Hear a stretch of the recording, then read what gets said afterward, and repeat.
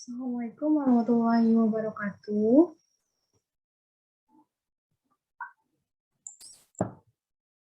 Perkenalkan, nama saya Ikti Widiawati, NIM 4201420027 dari Pendidikan Fisika Kelompok 3B Universitas Negeri Semarang. Di sini saya akan memberikan video pembelajaran mengenai penyelesaian sistem persamaan linear menggunakan iterasi Gauss-Seidel.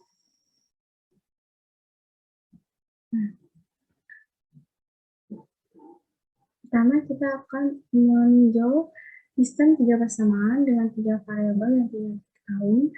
Sini saya contohkan adalah A1X ditambah B1Y ditambah C1Z sama dengan D1, A2X ditambah B2Y ditambah C2Z sama dengan D2. Kemudian yang persamaan ketiga, A3X ditambah B3Y ditambah C3Z sama dengan D3. Nah, Seidel digunakan jika iterasi itu konvergen. Untuk menentukan apakah iterasi akan konvergen, yaitu apabila sistem matrik dominan secara diagonal. Maksudnya bagaimana? Pada persamaan yang pertama dapat kita ubah ke bentuk matriks, yaitu A1, B1, C1. C1, A2, B2, C2,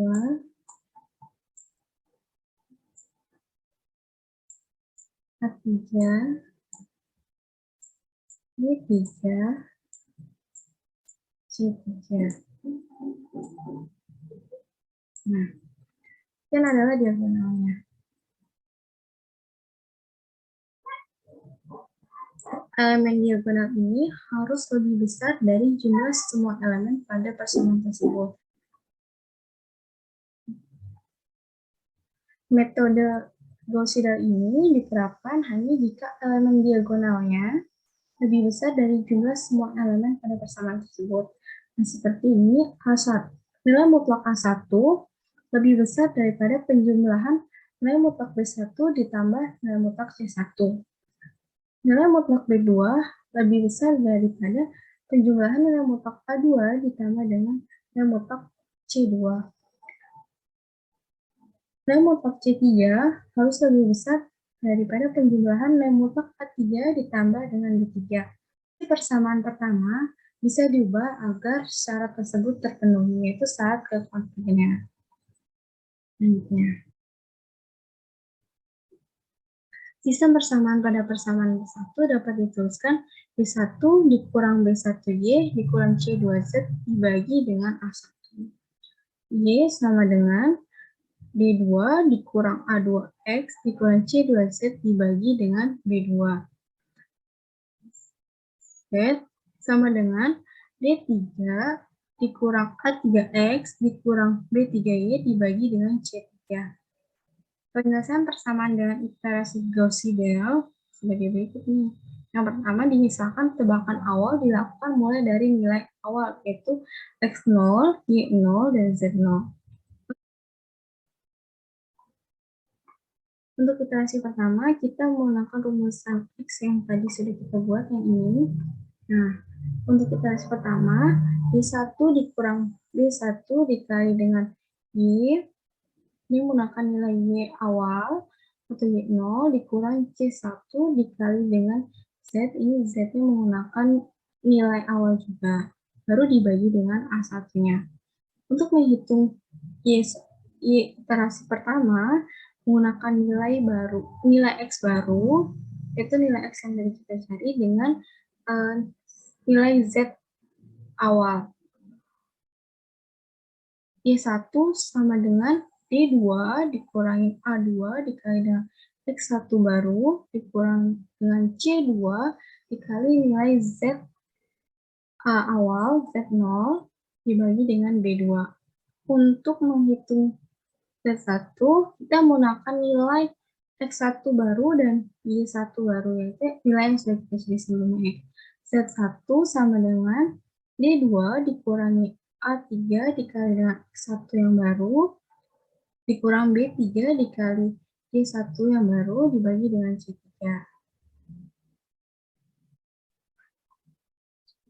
Jadi, iterasi Gauss Seidel dapat dirumuskan untuk mencari X K plus 1 sama dengan D1 dikurangi B1 dikali YK, nilai Y sebelumnya dikurangi C1 dikali ZK, itu Z nilai sebelumnya, dibagi dengan A1.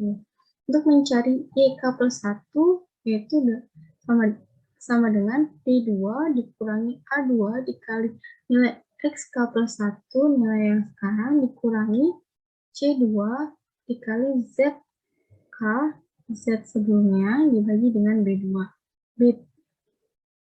Untuk mencari ZK plus 1 sama dengan D3 dikurangi A3 kali X K plus 1, yaitu nilai X yang baru, dikurangi B3 dikali Y K plus 1, yaitu nilai Y yang baru dibagi dengan C3. Nah, jadi kalau untuk mencari X K plus 1, kita menggunakan nilai Y dan Z yang sebelumnya, atau Z awalnya. Kalau untuk mencari YK plus 1, nilai X yang digunakan adalah nilai X yang baru, kemudian Z-nya adalah Z sebelumnya. Untuk menggunakan Z, untuk mencari Z, kita menggunakan nilai K yang baru dan nilai Y yang baru. Dalam banyak kasus, metode Gauss Seidel akan konvergen lebih cepat daripada metode Jacobi. Karena itu, metode Gauss Seidel lebih banyak disukai. Untuk memahami lebih lanjut, kita akan mengerjakan soal berikut. Nah, gunakan metode iterasi Gauss Seidel untuk mencari PK kayak 1, 2, 3, titik awalnya 0,0 pada sistem persamaan berikut. Ini sistem persamaannya.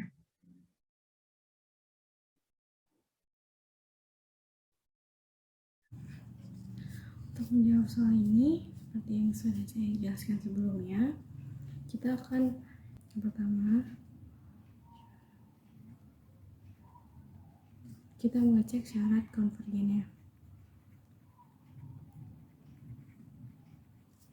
Yang pertama, kita menguji syarat konvergennya, yaitu kita menguji elemen gonalnya apakah dia sudah lebih dominan gitu.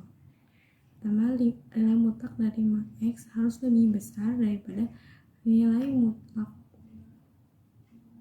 1 ditambah dengan nilai mutlak 1. Nilai mutlak 8 lebih besar daripada nilai mutlak 2 ditambah nilai mutlak min 1. Nah, nilai mutlak 4 lebih besar daripada nilai mutlak min 1 ditambah dengan nilai mutlak 1. Ini syarat konvergennya sudah terpenuhi. Yang kedua,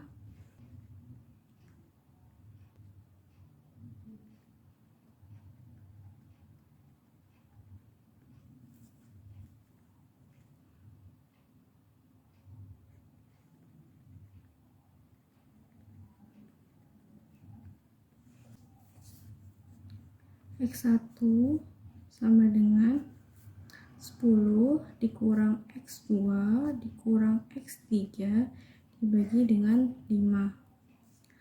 Dan untuk X2 sama dengan 11 dikurang 2X1 ditambah dengan X3 dibagi dengan 8. Untuk X3 sama dengan 3 ditambah dengan X1 dikurang X2 dibagi dengan 4.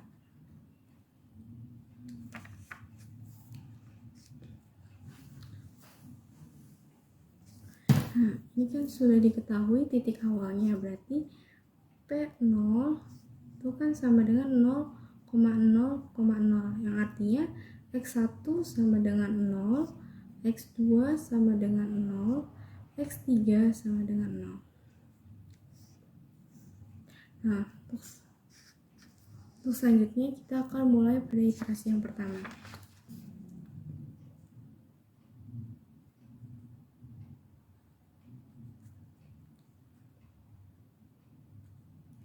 Untuk iterasi K sama dengan 1 atau P1 dengan iterasi pertama,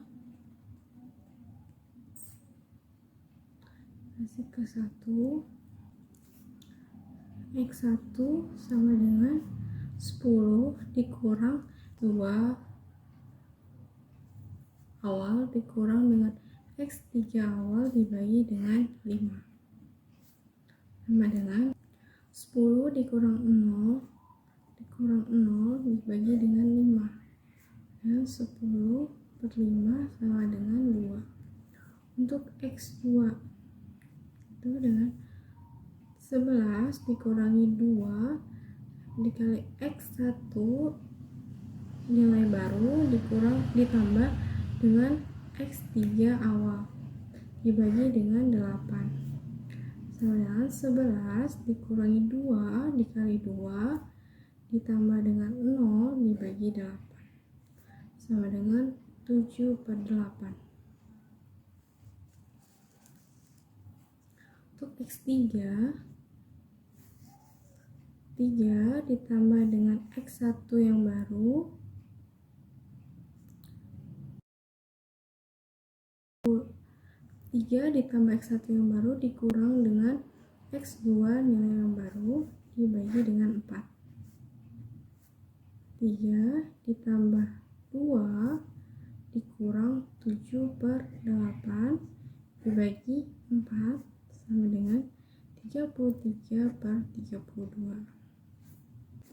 Untuk K sama dengan 2 atau P2 dengan iterasi kedua,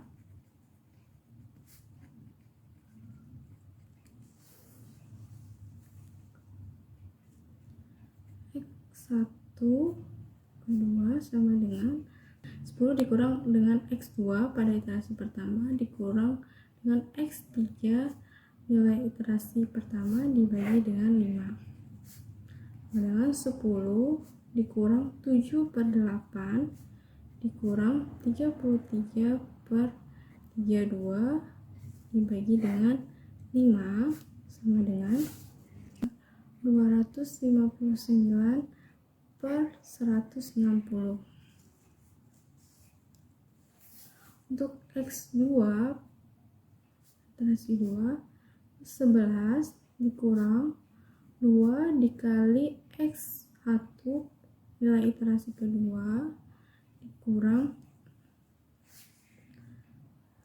X3 pada iterasi pertama dibagi dengan 8 sama dengan 11 dikurang 2 dikali 259 per 160 dikurang 33 per 32 dibagi dengan 8 sama dengan, bisa coret ya, 80. 11 dikurang 259 per 80 dikurang dengan 33 per 32. 11 dikurang 59 per 80 dikurang 33 per 32 dibagi dengan 8 sama dengan 1407 per 1280. Untuk X3 pada iterasi kedua itu sama dengan 3 ditambah dengan X1 nilai X1 pada iterasi kedua kurang X2 pada iterasi kedua dibagi dengan 4 sama dengan 3 ditambah 259 per 160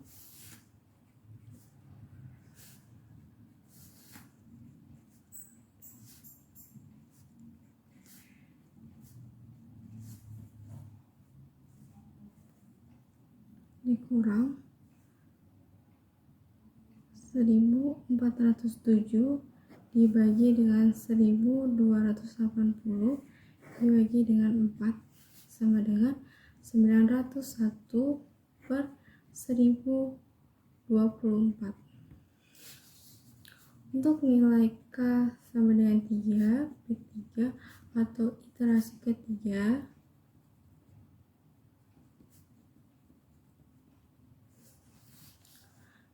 X1 pada iterasi ketiga sama dengan 10 dikurang X2 iterasi kedua, nilai iterasi kedua dikurang nilai X3 pada iterasi kedua dibagi dengan 5.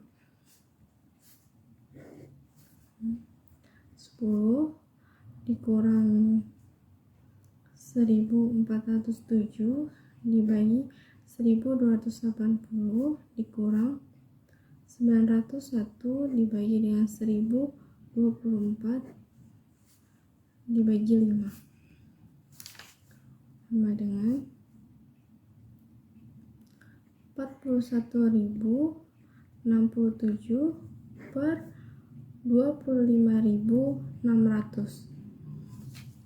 Untuk X2 pada iterasi ketiga sama dengan 11 dikurang 2 dikali X1 pada iterasi ketiga dikurang X3 nilai pada iterasi kedua dibagi dengan 8 sama dengan 11 dikurang 2 dikali 41.067 dibagi per 25 per 600 dikurang 901 per 1024 dibagi dengan 8 sama dengan 22 sama dengan 221.991 per 204.800.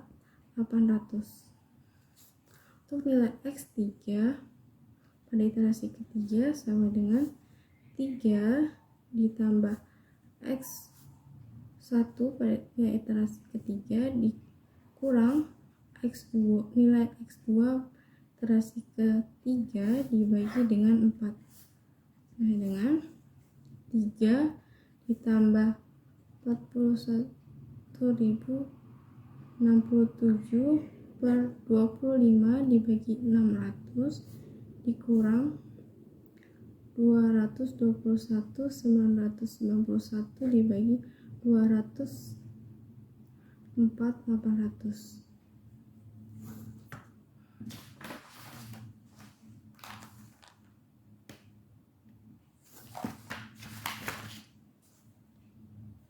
Dibagi dengan 4 sama dengan 720.945 per 819.200.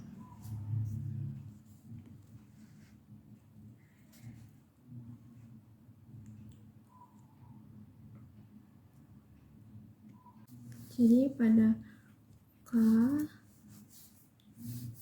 ini nilai X1 nya, X2, X3 pada K0, X1 nya 0, X2 0, X3 0.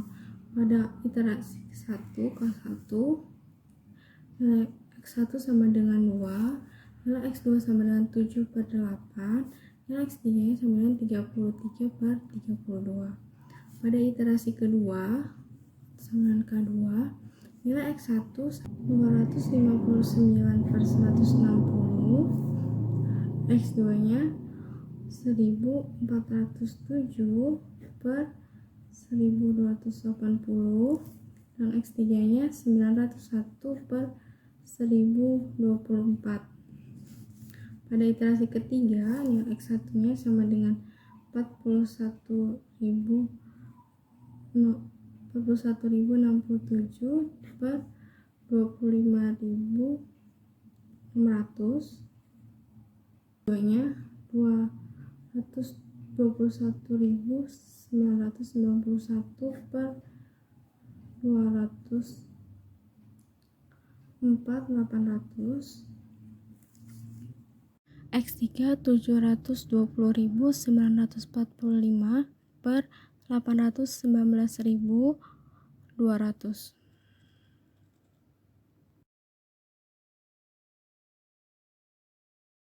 Demikian dapat saya sampaikan, kurang lebihnya saya mohon maaf.